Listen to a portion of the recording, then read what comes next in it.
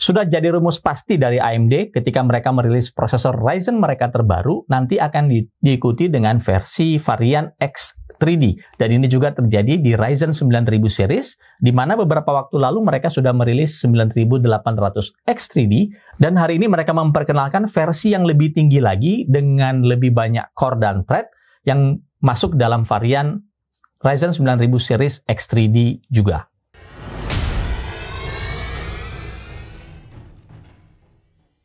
3D V-Cache sepertinya kita sudah semua tahu, AMD menggunakan teknik menumpuk L3 cache yang disebut sebagai teknologi 3D V-Cache untuk mengurangi latensi yang pada akhirnya menawarkan boosting frame per second yang lebih tinggi pada beberapa game.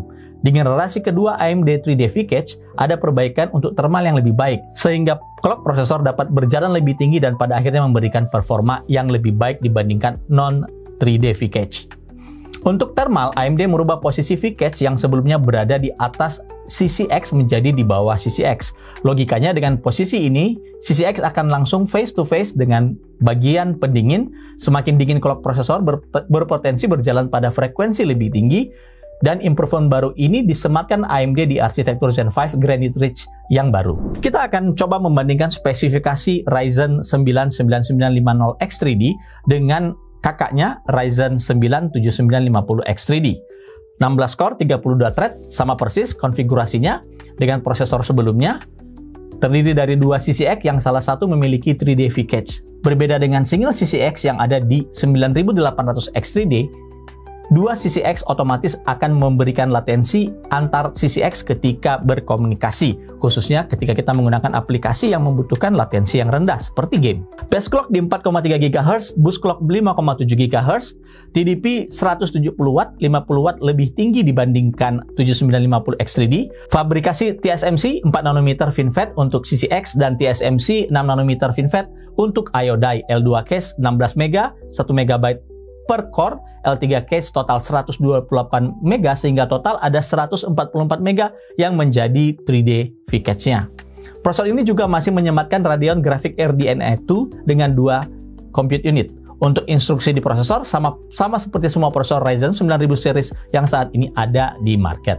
Dari clock prosesor di atas kertas, performa multithread prosesor ini akan sama persis dengan kakaknya Ryzen 9 9950X. Berbeda dengan generasi sebelumnya, Granite Ridge mendukung overclocking prosesor. Ini juga kita bisa lihat di Ryzen 7 9800 X3D. Hal ini dimungkinkan jika menggunakan chipset B650, X670 atau X670E, X870 dan X870E.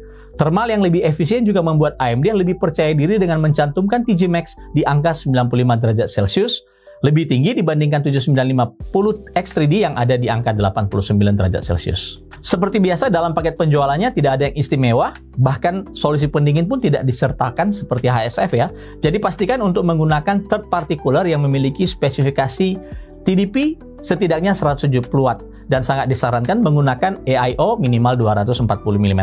Vendor motherboard seperti Gigabyte mengembangkan teknik untuk menonaktifkan CCX non 3D V-Cache sehingga berjalan pada CCX tunggal seperti pada 9800 X3D. Tapi tentu saja dengan mengaktifkan X3D Turbo Mode seperti yang kami tampilkan berikut ini menyebabkan otomatis akan mengurangi total skor dan thread menjadi setengahnya. Jadi dua CCX bisa digunakan untuk mencapai frekuensi clock maksimum dan juga maksimum core dan thread, sedangkan satu CCX atau X3D Turbo Mode untuk latensi minimal yang secara teoritis akan bisa meningkatkan FPS saat bermain game, terutama yang sensitif terhadap latensi. Berikut spesifikasi yang kami gunakan untuk menguji AMD Ryzen 9 9950 X3D.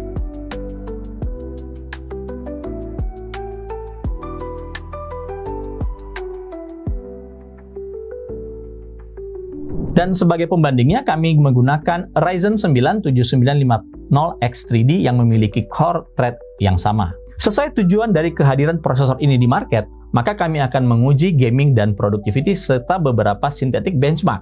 Untuk pengujian dilakukan seluruhnya dengan beberapa title game di resolusi 1080p tanpa upscaling apapun seperti FSR, DLSS maupun frame gain. Kami juga membandingkan performa gaming 9950X3D melawan 7950X3D dengan dua sisi X dan X3D Turbo, karena 7950X3D juga dapat memanfaatkan fitur X3D Turbo mode, dan tentunya menguji produktivitas dengan full core dan thread, melakukan overclocking melalui profile PBO yang ada di BIOS, dan prosesor yang dipakai mampu berjalan stabil di preset 90 level 4 dengan operating system menggunakan Windows 11 Pro 24H2, latest build, dan driver rekomendasi dari AMD. Cinebench R23 9950X3D mencatat peningkatan hampir 19% di multithread, 11,6% di single thread dibandingkan 7950X3D. Sedangkan jika kita mengoverclock menggunakan PBO, mendapatkan penambahan 6,6% di multithread dan 1,2% di single thread. Cinebench 2024 17% dan 14,75%, 9950X3D unggul di multithread dan single thread, serta jika kita melakukan overclock mendapatkan kenaikan 3,8 dan 2%. VRAY benchmark unggul 29% dibandingkan 7950X3D dan penambahan lagi ekstra 5% jika melakukan overclock menggunakan PBO. 7zip unggul 7% untuk kompresi dan 5% di dekompresi. UL Procyon AI Computer Vision dengan menggunakan Windows ML CPU integer ini menguji kemampuan prosesor mengerjakan AI inference berbasis integer. Untuk ResNet 50 9950X3D unggul 20%, sedangkan untuk Real S-Garn unggul 16%. Handbrake MOV to MP3 Fast 1080p 30 dengan H264. Jumlah thread yang sama, 9950X3D lebih cepat 16% melakukan encoding dan bonus 5% lagi ketika melakukan overclock melalui PBO. Blender Open Benchmark 4.3.0 CPU only, 3 pengujian yang diambil rata-ratanya, 9950X3D mencatat keunggulan 18% dibandingkan 7950X3D. Pengujian game Shadow of the Tomb Raider X3D Turbo mode terbukti bisa membuat latensi menjadi lebih rendah. Di 1% low, kenaikan menjadi cukup signifikan, bahkan untuk 7950X3D juga mendapatkan performa yang bisa dikatakan seimbang dengan kondisi overclock PBO di 9950X3D. Cyberpunk 2077, hal yang sama terjadi di sini. X3D memberikan kenaikan frame per second pada kedua prosesor. Hanya tidak terlihat keunggulan yang signifikan di 9950X3D. The Riftbreaker, latensi rendah sangat disukai pada game ini. Bukan itu saja, 9950X3D juga terlihat powerful berkat clock prosesor yang sangat agresif. Horizon Zero Dawn 7790X3D dengan X3D Turbo bisa mengimbangi 9950X3D pada kondisi normal. Tetapi ketika kita menyalakan X3D, akan menjadi perbedaan meski tidak terjadi hal yang terlalu signifikan. God of War, game ini sama sekali tidak mendapat manfaat dari X3D Turbo mode. Clock prosesor yang tinggi memberikan performa lebih baik. Tentunya keunggulan di sini dipegang oleh 9950X3D. Starfield X3D Turbo memberikan latensi rendah dan hal ini terlihat di 1% low pada kedua prosesor meningkat. 7950X3D bisa mengimbangi 9950X3D jika X3D Turbo diaktifkan. Warhammer 4000 Space Marine 2 9950X3D unggul cukup tinggi apalagi jika X3D Turbo diaktifkan. Indiana Jones and the Great Circle, kali ini X3D Turbo mode tidak mendapatkan benefit performa. Clock prosesor membuat 9950X3D sedikit lebih unggul. Monster Hunter Wilds, game yang membutuhkan 3D V-Cache, bahkan 7950X3D bisa menyamai performa 9950X3D saat keduanya dalam mode X3D Turbo. Kami juga melakukan sedikit analisa seperti apa sih performa frame time yang terjadi pada game Monster Hunter Wilds. Dan di sini kami tampilkan, kita bisa lihat dari 3 mode pengujian yaitu Default, Overclock PBO, dan juga X3D Turbo. Kita bisa melihat frame time yang muncul di bawah 20 milisecond itu lebih banyak terjadi ketika X3D Turbo mode diaktifkan. Kita lanjut ke konsumsi daya. Menggunakan Elmore PMD USB, pengukuran daya langsung diambil dari 8 pin CPU. Kita lihat pada gambar berikut, 7950X3D di kisaran 170 watt. Untuk 9950X3D, kondisi default terlihat pada video berikut ini. CPU power terbaca di angka 250-an watt. Sedangkan ketika PBO diaktifkan, terbaca di angka di sekitar 240 watt. Jadi ada perbedaan sekitar 10 watt. Kondisi prosesor 9950X3D saat menjalankan game Monster Hunter Wilds terlihat di X3D Turbo mode, clock prosesor justru paling rendah, tetapi mendapatkan frame per second yang lebih tinggi. Artinya, Game yang memang benar-benar memanfaatkan besarnya cache yang ada di prosesor untuk mengurangi latensi memang ada terjadi di beberapa game tertentu. Di lain sisi, PBO overclock menunjukkan frekuensi clock tertinggi, sekaligus temperatur dan konsumsi daya terendah dalam kondisi 2 CCX aktif. Ini menunjukkan curve optimizer yang mengurangi V-core otomatis berdampak pada boost clock yang lebih tinggi dan sekaligus temperatur yang jauh lebih rendah. Oke, kita sampai pada penutup dan kesimpulan serta pendapat kami. Tidak terbantahkan, Ryzen 9 9950X3D adalah salah satu prosesor tercepat saat ini di both world. Artinya, untuk gaming maupun ketika kalian ingin menggunakan productivity rendering yang memanfaatkan multi-thread. Kalau kami bilang, ini Ryzen 7 9800X3D on steroid. Artinya, memiliki latensi yang kurang lebih sama.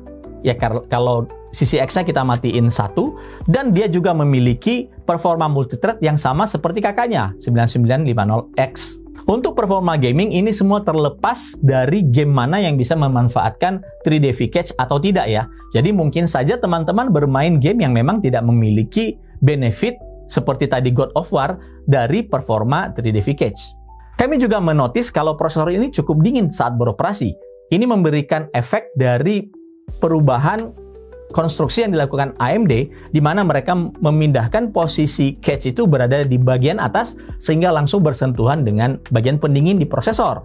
Nah, ini memberikan performa thermal yang sangat baik. Kita bisa lihat, kami tidak pernah menyentuh TJ Max 95 derajat Celcius yang biasanya dimiliki oleh prosesor-prosesor Ryzen sebelumnya, apalagi seri Ryzen 9. Dan kalau kita lihat saat bermain game, kebutuhan daya untuk bermain game khusus untuk prosesor ini di bawah 100 Watt. Hanya ada 1-2 title game seperti Monster Hunter Wilds yang membutuhkan daya sedikit di atas 100 Watt. Untuk siapa prosesor Ryzen 9 9950X3D? Rasanya sudah tidak perlu dijelaskan lagi karena market yang sama juga sudah diincar oleh kakaknya 7950X3D.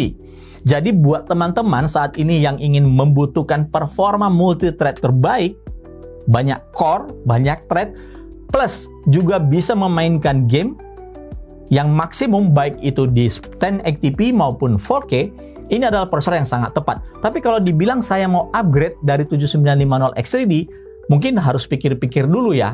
Kecuali ada beberapa benefit lebih atau mau menerima performa perbedaan 10 bahkan kurang dari 10%, less than 10% dan maksimum ada di 20% mungkin, maka prosesor ini bisa jadi pilihan untuk teman-teman. Tapi kalau kalian pengguna AM4 nih, AM4 ini adalah upgrade besar-besaran yang bisa langsung menyatukan performa yang ideal antara gaming dan produktivitas.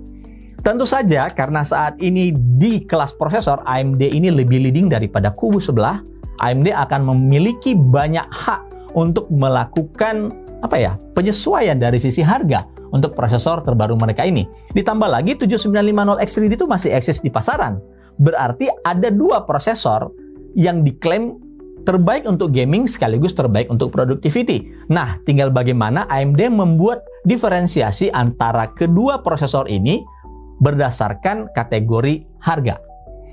Menyinggung soal overclock, kami tidak melihat banyak benefit ketika kita melakukan manual overclocking menggunakan Alcore karena ya terus terang saja ini sudah dilimit dengan kemampuan fabrikasi dari prosesor ini sendiri, sehingga lebih tepat untuk menggunakan atau memanfaatkan fitur Precision Boost Override atau profile yang ditawarkan oleh motherboard. Contohnya seperti X870E Aorus Master yang menyematkan beberapa profile yang sangat mudah untuk diaktifkan. Itu saja dari kami tentang prosesor baru dari AMD ini, dan prosesor ini katanya sudah bisa didapatkan dalam waktu dekat setelah video ini kami rilis. Ada pertanyaan? Silakan menuliskannya di bagian komentar. Sampai ketemu di konten MyClub ID berikutnya.